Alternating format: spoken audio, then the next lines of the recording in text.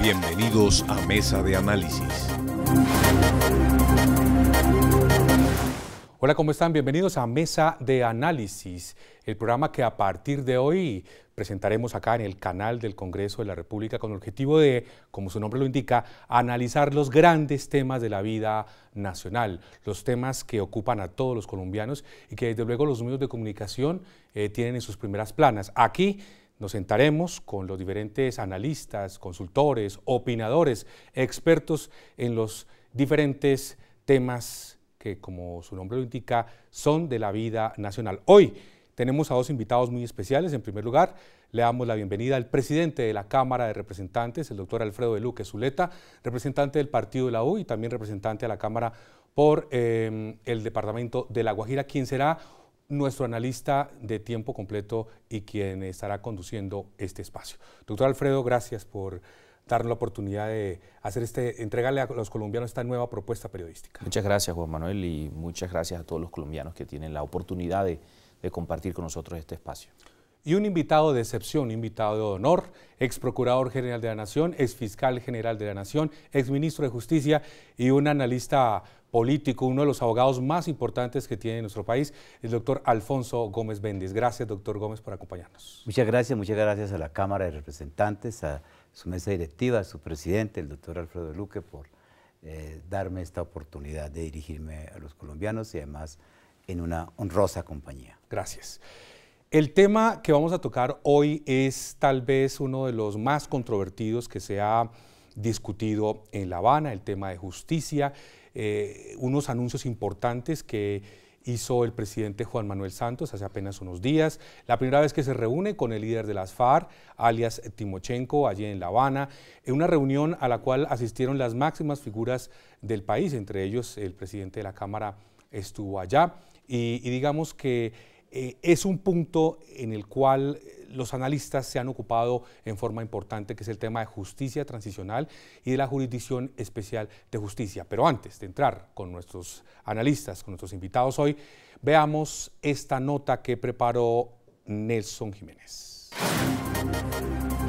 La Jurisdicción Especial es uno de los puntos más controversiales de los diálogos de paz. A pesar del respaldo que ha tenido por organizaciones internacionales, en Colombia aún hay un sector que rechaza este gran avance de las negociaciones. La posible causa es el desprecio que generan las FARC en parte de la sociedad. Sin embargo, como lo han advertido organizaciones civiles, hay que diferenciar la venganza de la justicia. El acuerdo firmado es claro en establecer que no habrá amnistía para los actores del conflicto que hayan cometido graves violaciones a los derechos humanos. Los únicos delitos que tendrán el mayor grado posible de indulto serán los políticos. Los actores del conflicto armado serán juzgados por un tribunal de paz que evaluará todos los casos. Los jueces que lo conformarán serán en su mayoría nacionales y habrá una minoría extranjera, quienes impondrán penas de máximo 8 años y un mínimo de 5. Hasta el momento solo se conocen 10 puntos del acuerdo, el resto sigue en discusión. El presidente y el jefe de las FARC mostraron con certeza que a más tardar el 23 de marzo del próximo año se estará firmando el fin del conflicto armado y con ese paso los colombianos estaremos más cerca de la paz. Bueno, muy bien. Presidente y doctor Alfonso Gómez, voy a poner el primer tema sobre la mesa. Las implicaciones que tiene la jurisdicción colombiana, esto que se anunció en La Habana, presidente. Bueno, de verdad esto es uno de los temas más trascendentales que a mi generación le va a tocar vivir en este país. Se trata precisamente del punto más álgido en la mesa de negociación de La Habana y es cómo van a ser juzgados, cuál va a ser la responsabilidad que van a tener los miembros de la desmovilizada guerrilla de la FARC al momento en que se firmen los acuerdos de La Habana. Es un tema de total trascendencia debido a que en ese escenario nosotros tenemos que saldar las deudas históricas que tiene la guerrilla de la FARC con el país, pero además de eso, tiene que servir de plataforma para que podamos nosotros tener un nuevo país en paz que aplique un concepto que en estos momentos no ha sido bien identificado, creo yo, por la opinión pública, que es la reconciliación nacional.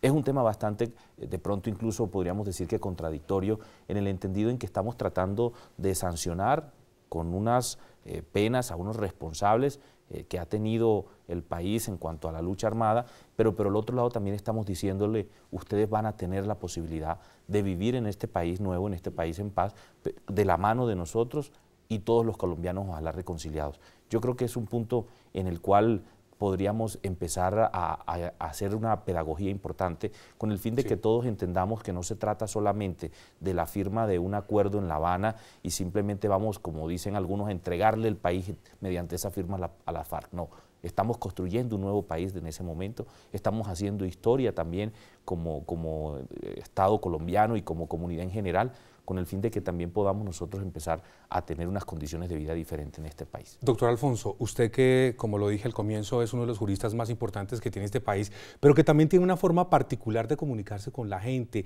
le habla clarito, le habla fácilmente. ¿Cómo explicarle a los colombianos de una forma un poco más, como dicen, más cristiana, este acuerdo que se anunció en La Habana? Bueno, mire, lo primero es que, como lo decía el señor presidente de la Cámara, aquí ya falta y esperamos que vamos a lograr llegar allá, mucha pedagogía. Para comenzar, si usted me permite, explicarle a los colombianos qué es la justicia transicional. Porque es que la gente cree que justicia transicional es impunidad. Yo tuve que salir al paso a eso muchas veces con ministro de Justicia. En términos generales, se habla de justicia transicional cuando por una época determinada dejan de funcionar los mecanismos ordinarios de justicia con miras a poner fin a una situación de violación masiva de los derechos humanos o de situaciones de conflicto. No se está inventando la justicia transicional ahora, la hemos tenido siempre los colombianos, siglo XIX, siglo XX, tuvimos muchas leyes de amnistía o de indulto. Hoy en día hay una connotación diferente por el tema de la Corte Penal Internacional, pero justicia transicional la tuvimos muchas veces. Para comenzar, el proceso tal vez el más exitoso que se ha mencionado en el siglo XX, lo que va corrido el XXI, es el proceso con el M-19, que se hizo durante el gobierno de Virgilio Barco, ni siquiera cambiando la Constitución, con 2 decretos de estado de sitio. ¿Cómo? Con leyes de amnistía o indulto. Entonces, la primera precisión frente a los colombianos, doctor Luque, es que justicia transicional no es impunidad, es una forma, como su nombre lo dice, transitoria de justicia. ¿Para qué? Para que pasado el periodo de transición funcione plenamente el Estado de Derecho, porque entre otras cosas, por esa situación de conflicto es por lo que la justicia en Colombia, entre otros factores, de luego, no ha podido funcionar plenamente. Esa es como la primera precisión. Segunda precisión, como lo decía también el señor presidente de la Cámara, lo que se firmó el 23 de septiembre es histórico, pero no es la paz, no es el fin del conflicto, es un paso trascendental que había que dar, porque es que la discusión se ha desvirtuado para hacer creer que fue que ese día se firmó la paz. Primero, no se terminó el conflicto, ese es un paso, el conflicto armado se va a terminar, esperamos, el 23 de marzo. Y segundo, la paz ni siquiera se construye solamente con la firma de los acuerdos. La paz nos va a tomar mucho tiempo, mucho tiempo.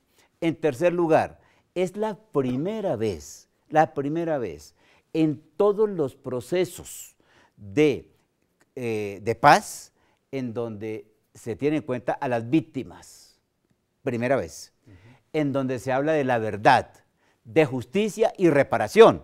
Por esto este acuerdo ha sido, pues, con algunas excepciones, pero más o menos aceptado por la comunidad internacional. ¿Por qué? Porque va a haber justicia. Ahora, justicia no es necesariamente cárcel con vestido de rayas y barrotes, como lo ha dicho el presidente. No, es una forma de justicia sobre una base. Además, que haya procesos, que aquí no se ha planteado. No se ha planteado. Va a haber unos procesos distintos procesos, para quienes acepten, para quienes no se acepten. Luego seguramente hablaremos con el doctor De Luque del Tribunal Especial. Tampoco es la primera vez que va a haber Tribunal Especial en Colombia. Leyes de amnistía que están previstas ahí en el acuerdo para, dijéramos, los guerrilleros rasos que no hayan cometido delitos de lesa humanidad, ni torturas, ni desaparición, ni reclutamiento de menores, y algo muy importante para las mujeres de este país, que se excluye expresamente la violación sexual dentro de los delitos que puedan ser susceptibles de leyes de amnistía o de indulto. Entonces, eso se hace. Otra cosa que no se había hecho, y es que después de los procesos va a haber una sanción. Es más, se habla de una sanción restrictiva de la libertad. Claro, eso es un concepto amplio sobre el cual se ha especulado mucho, pero que va a tener que ser desarrollado. ¿Por quiénes? Por el Congreso de la República, que esta es otra característica. El Congreso de la República no va a ser un convidado de piedra en este país. La gran mayoría de los procesos anteriores, incluso los que hicieron por estado de sitio, el Congreso ni contaba. En otros, como el proceso de Belisario Betancur, por ejemplo, de alguna manera el del Caguán, contaban para eventual ley de amnistía o indulto, pero esta vez el Congreso, todos los acuerdos, o buena parte de los acuerdos, tienen que pasar o bien por una reforma constitucional, por ejemplo, para la integración del tribunal, o bien por una reforma legal para varias cosas. Uno, para la ley de amnistía e indulto. Dos, para decir qué delitos pueden ser considerados conexos con el delito de rebelión. Y eso lo va a decir ¿quién? El Congreso. Entonces, pensar que aquí va a haber cosas a la tapada, que aquí va a haber cosas que el país se tiene que tragar sin conocer, eso no es verdad, porque todos estos desarrollos pasan por el Congreso, y cuando decimos Congreso, hablamos de publicidad. ¿Cuál de los procesos en el Congreso es secreto? Ni siquiera las sesiones secretas. No, ninguno. Y precisamente estos escenarios son para eso, para poder... Usted tocó ya un tema que es el Tribunal Especial para la Paz. La pregunta es para las dos, porque tal vez dentro de toda la justicia transicional es el más polémico y el que ha causado con declaraciones de algunas personas, como el fiscal general de la Nación, el doctor Montealegre, y con la oposición del Centro Democrático frente a quienes serán juzgados en ese Tribunal Especial para la Paz y cómo estará conformado. ¿Por qué no nos habla un poquito más los dos sobre este Tribunal Especial para la Paz? Bueno, precisamente esa conformación es un acto de validación posterior. En su mayoría van a ser colombianos, en su gran mayoría, pero incluso se ha hablado de que existan miembros de la comunidad internacional, personas de verdad con un respaldo específico de instituciones que sean incluso multilaterales con el fin de que hagan parte del tribunal para dotar de garantías el proceso. Pero lo primero también que hay que decir, yo pienso, de este Tribunal Especial para la Paz es que no está por fuera del aparato judicial colombiano.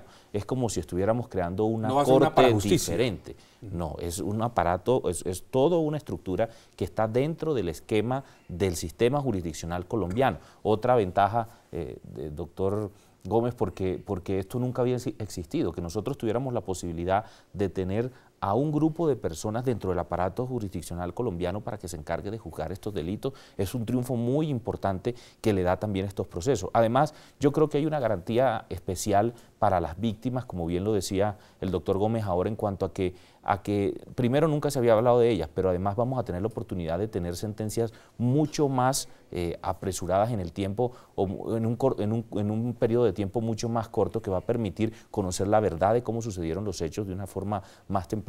Adicionalmente, las formas de cómo vamos nosotros a exigirle, porque eso va a ser un tema de exigencia al Estado colombiano, a las FARC en su momento, de la forma como van a reparar a las víctimas.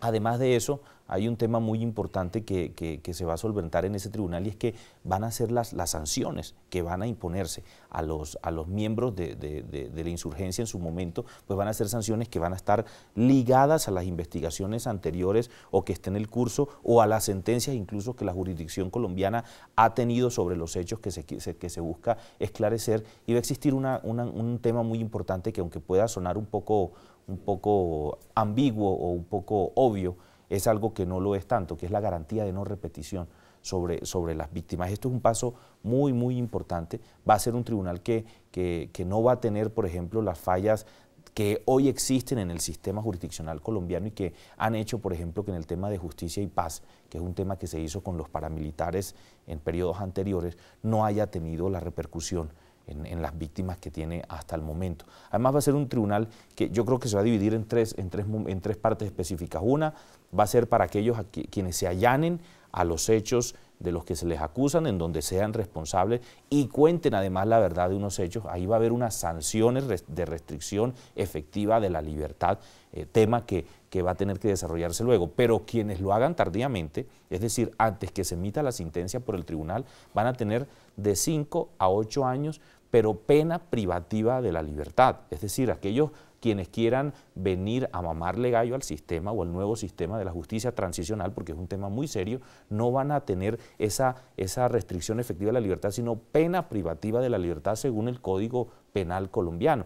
Y aquellos quienes no quieran decir la verdad, quienes no quieran someterse al sistema establecido de justicia, de los procesos judiciales, de decir la verdad, de someterse a la sentencia y de reparar a las víctimas y tener la garantía de no repetición, pues van a tener que pagar 20 años en la cárcel. Esos son temas, en esos tres aspectos son temas muy importantes, porque es que aquí no se trata simplemente de que cojamos un grupo general de personas que hayan estado vinculadas a la insurgencia en Colombia y decirles ustedes aquí, todos van a tener la posibilidad todos van a ser incluidos dentro de ese primer grupo que mencionaba ahora de la restricción efectiva de la libertad, sino que ellos van a tener que cumplir con unas garantías, van a tener que cumplir con unos requisitos, van a tener que decir la verdad, sino sencillamente la justicia transicional va a pesar sobre ellos mucho más, incluso creo yo, doctor Gómez Méndez, que la justicia ordinaria. Claro, pero es que mire, yo también quisiera, como para complementar, sí, porque de pronto los colombianos no han tenido claridad sobre esto, y es que esta justicia transicional comprende no solamente a los miembros de la insurgencia, comprende también a los agentes del Estado y a los particulares que hayan cometido delitos por causa o con ocasión del conflicto. Esto es algo que se ha soslayado un poco en el análisis porque todo el mundo está pensando en que esto solamente se le va a aplicar a la guerrilla. No, eventualmente también se le aplica a los agentes del Estado, a los particulares que, vuelvo y repito, por causa o con ocasión del conflicto hayan podido cometer delitos. Luego, este tribunal no es solamente para los guerrilleros, sino que otras personas pueden comparecer también a ese tribunal, que, como lo decía ahorita el presidente de la Cámara, verdad, es muy importante la verdad. Lo que ha pasado en Colombia es que los procesos en eso se han quedado truncos. Mire, el gran pacto de impunidad que nosotros tuvimos aquí fue el Frente Nacional. ¿El Frente Nacional qué fue? Le pusimos fin a la violencia liberal conservadora, pero nadie respondió y no se supo la verdad. Cuando con el M-19, hay que decirlo también claramente, se incorporó el M-19, pero al M-19 no se le exigió responsabilidad, ni no se le pidió que contara la verdad. Con los paramilitares, la llamada Ley de Justicia y Paz, pues hubo parte de verdad, verdad parcial, algunos de ellos comenzaron a padecer de Alzheimer y no hubo justicia y muchísimo menos reparación. De manera que este es un experimento importante. Aquí tuvimos tribunales, por ejemplo, durante la época de Alberto Lleras, cuando la violencia liberal conservadora, Belisario Betancur, por un decreto de estado de sitio, creó una especie de tribunal especial, pero sí, sin facultades judiciales, como ahora que sí las tendría, para la investigación de los hechos del Palacio de Justicia. De manera que este es un paso muy importante, complejo, está lleno de dificultades, pero hay que afrontarlas, Esto no es fácil, es más, yo creo que las críticas, pues sí, hay que recibirlas y hay que recibirlas con respeto, pero todo esto a lo que no puede conducir es a que se digan a veces mentiras para tratar de desvirtuar una institución como esta, que vuelvo y repito, está llena de dificultades, pero muy bien intencionada y a mi juicio bien estructurada. Después de estos mensajes institucionales quiero tocar el tema de los fueros, especialmente el fuero presidencial y algunas personas que digamos que se ha generado también una polémica frente a este Tribunal Especial de Justicia. Estamos en Mesa de Análisis, hoy en nuestra primera emisión con dos invitados muy especiales, el presidente de la Cámara, Alfredo de Luque Zuleta, y el exministro, exprocurador y exfiscal general de la Nación, Alfonso Gómez Méndez. Ya regresamos en unos segundos. Estamos en Mesa de Análisis.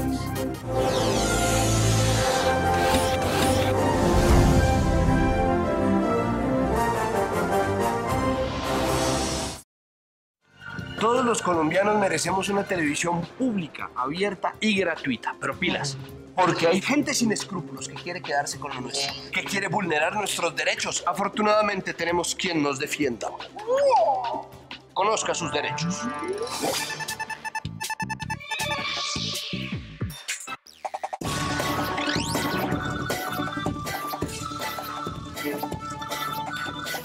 Televisión abierta y gratuita para todos.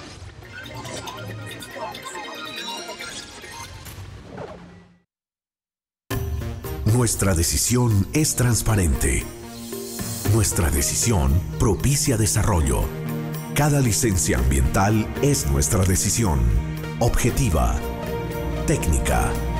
Evaluamos el impacto ambiental y social. Hacemos seguimiento a cada proyecto, logrando el desarrollo sostenible.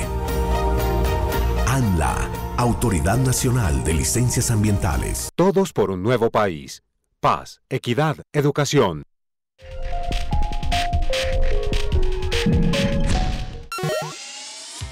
Perturbar las elecciones es un delito. Nadie puede alterar su intención de voto. No venda votos ni compre. No permita que lo suplanten ni suplante a otros. Inscriba su cédula y vote en su lugar de residencia o trabajo.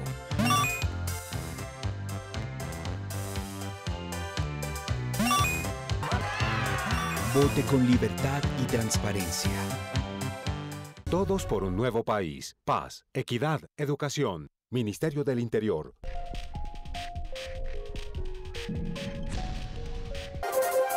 Continuamos con Mesa de Análisis.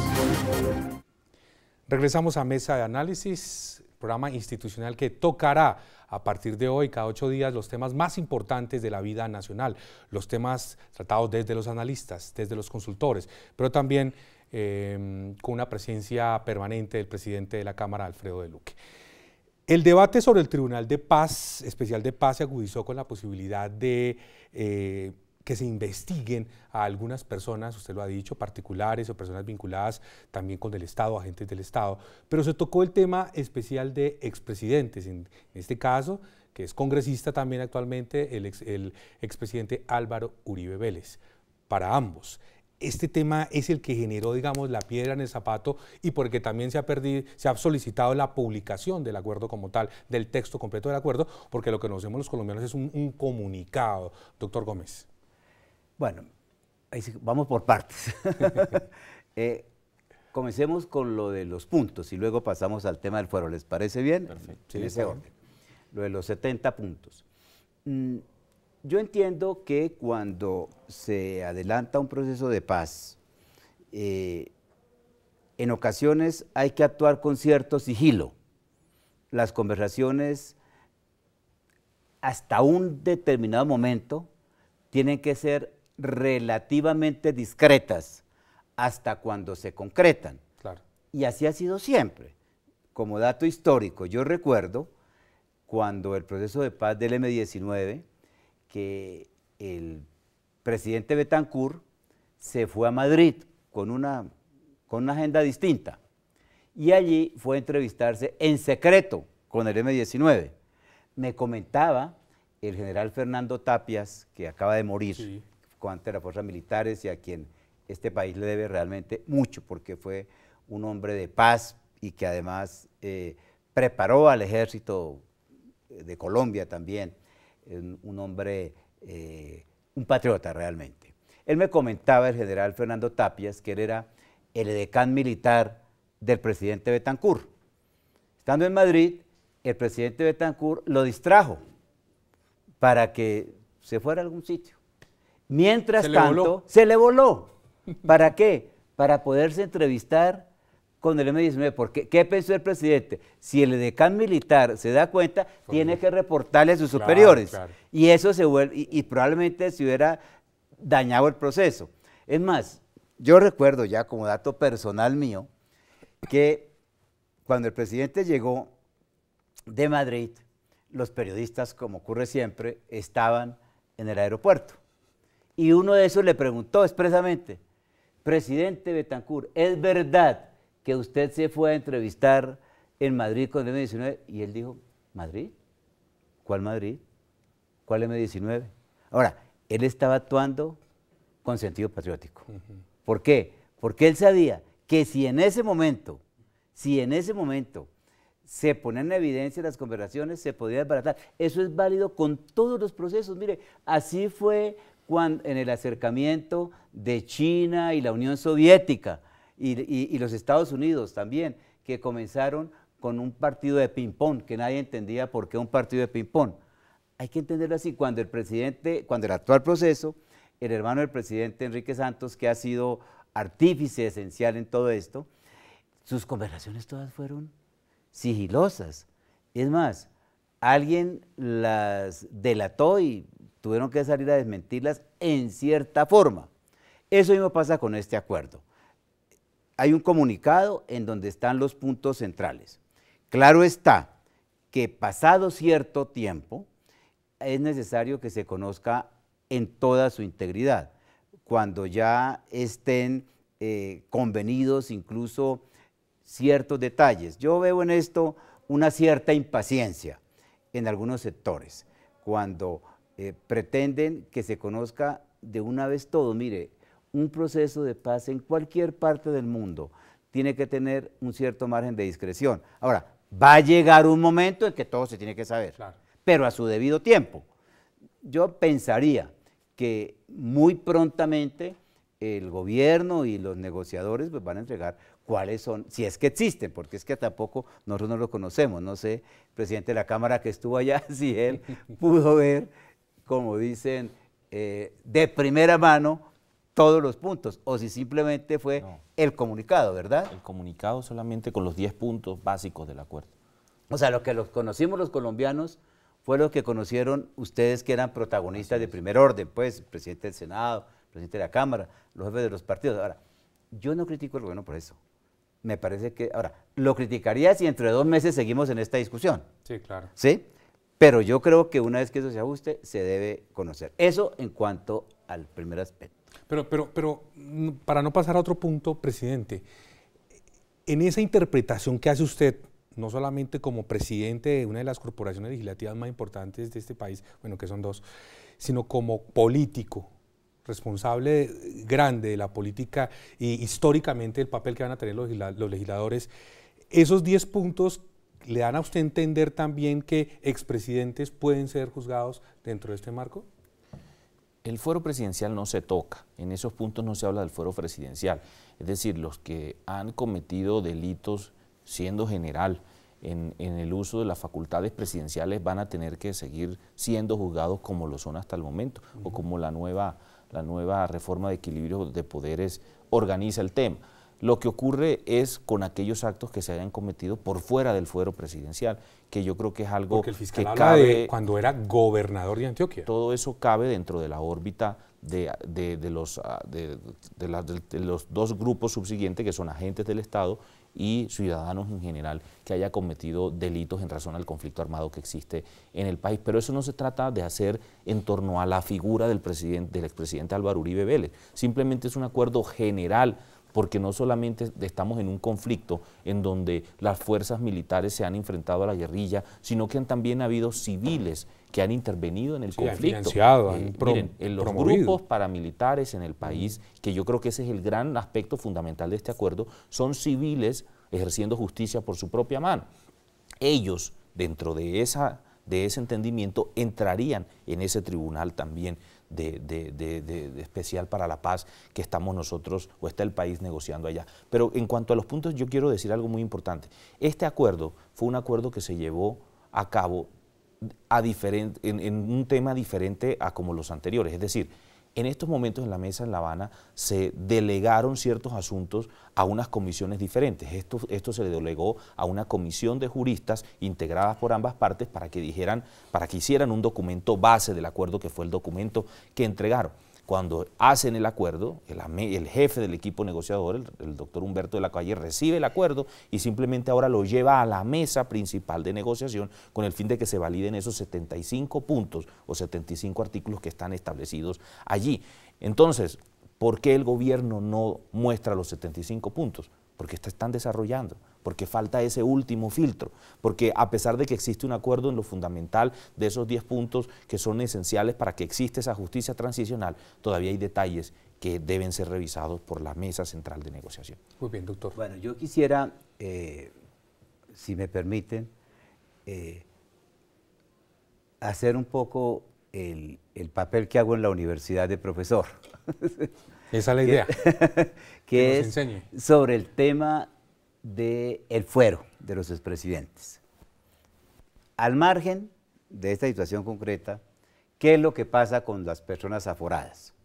Llámese el presidente, llámese el fiscal, o los magistrados, que ellos tienen un fuero especial, regulado ahora en la Ley de Equilibrio de Poderes, pero que de todas maneras ese fuero especial para el presidente sigue implicando un filtro político, que viene de atrás, es decir, no es común que a un presidente, mientras esté en ejercicio, cualquier juez pueda iniciarle un proceso penal.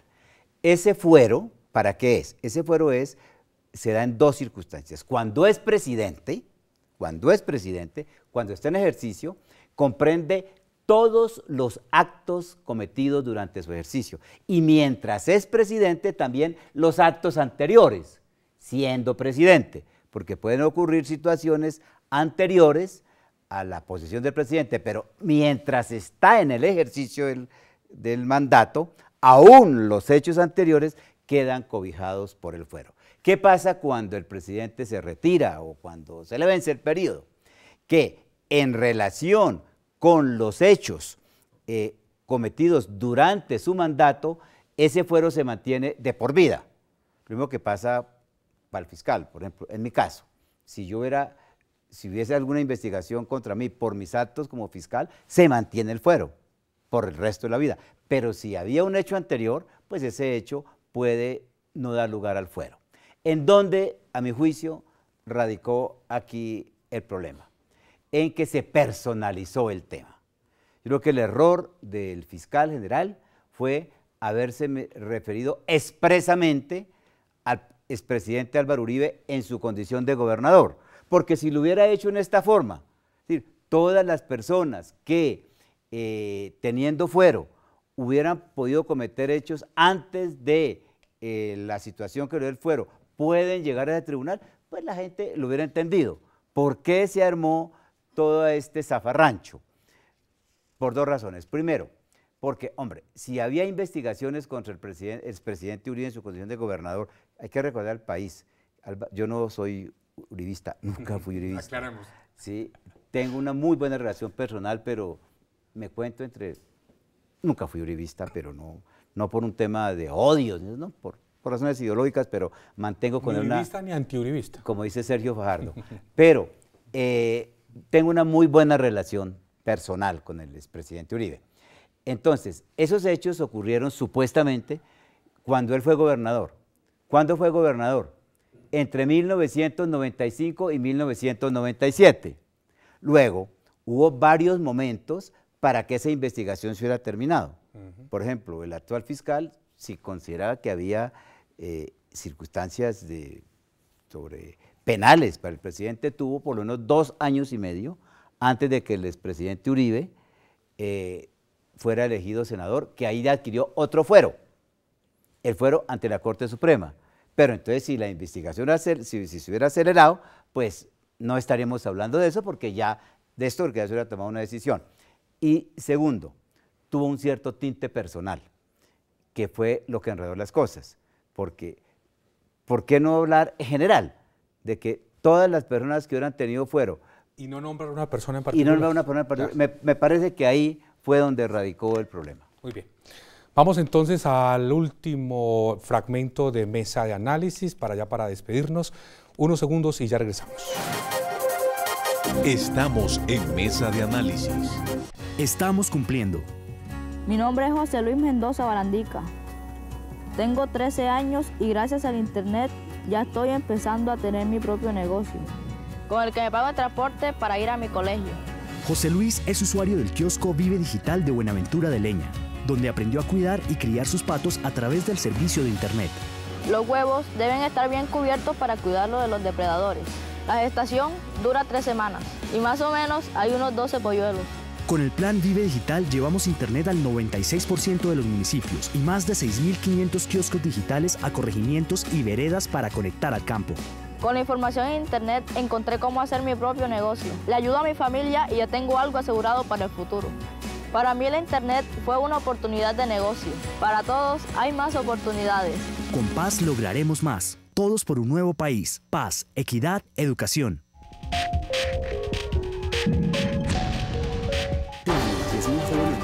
Hoy es el día de nuestro grado. Inicia la película de nuestros sueños. Llega el tiempo de grandes preguntas y respuestas. Y a pesar de que el mundo se mueva rápido, todo lo podemos hacer posible. Solo debemos conectarnos con las oportunidades. Sé el director de tus sueños. ICETEX, tu punto de partida.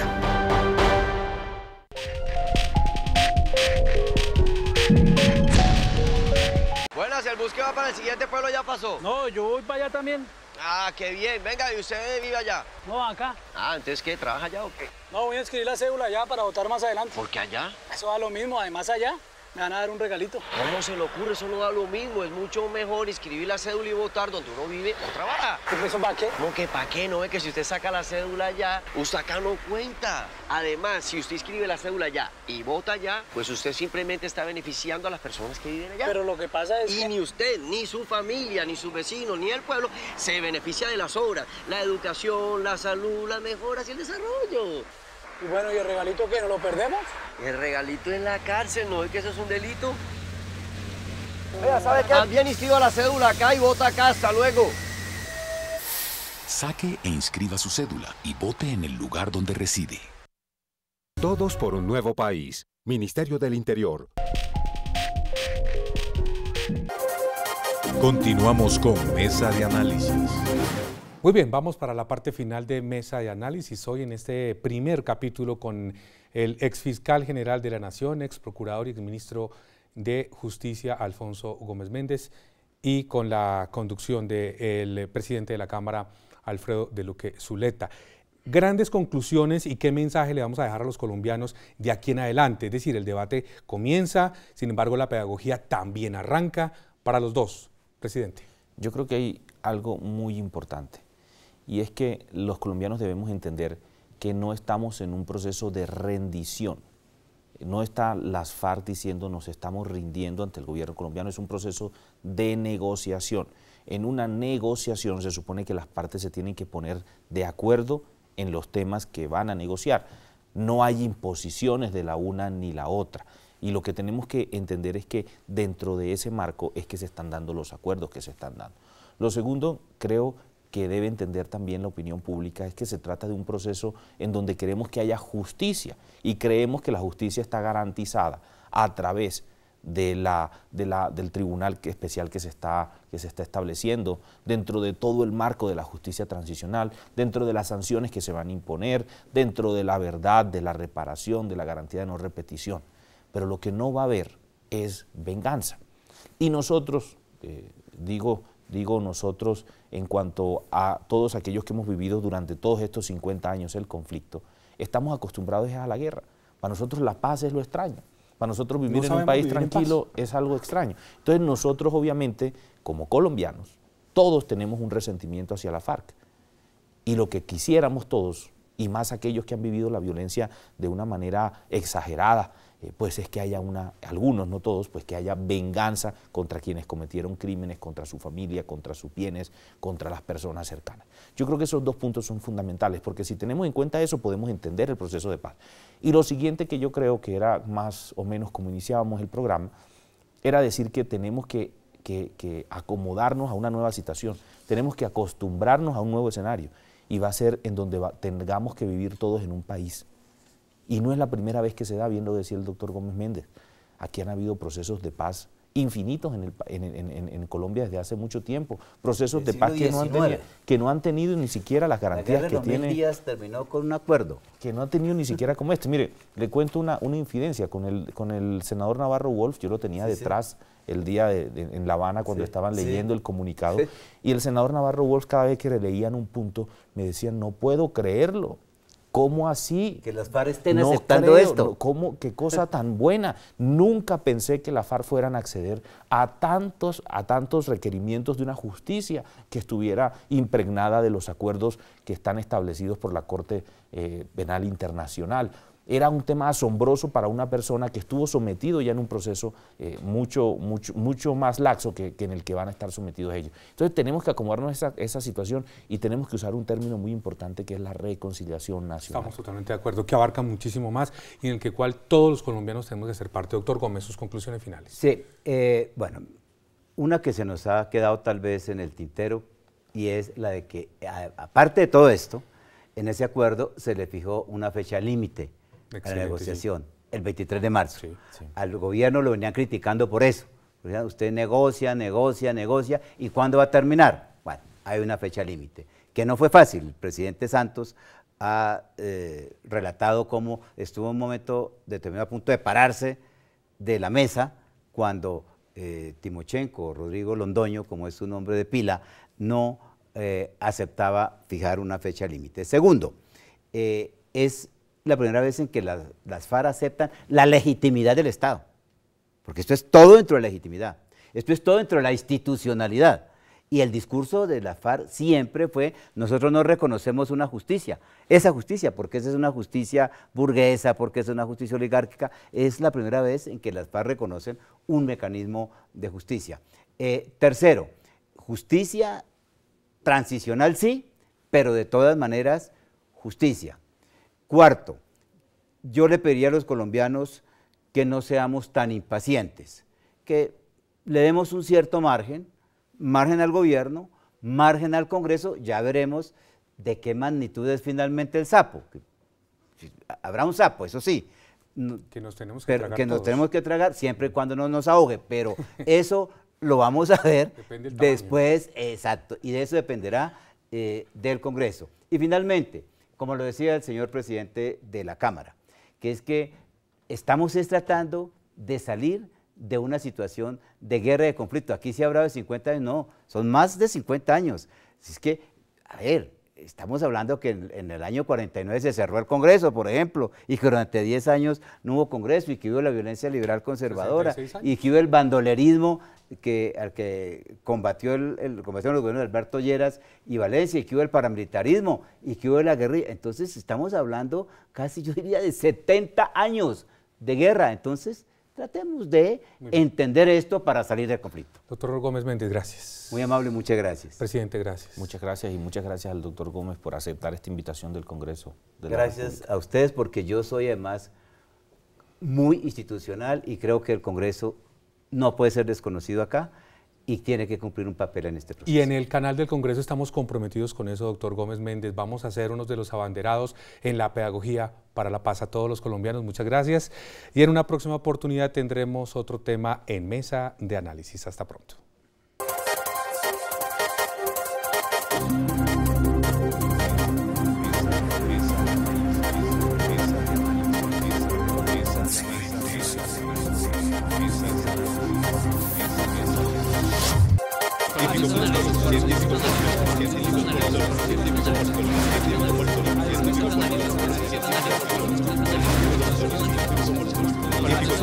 Científicos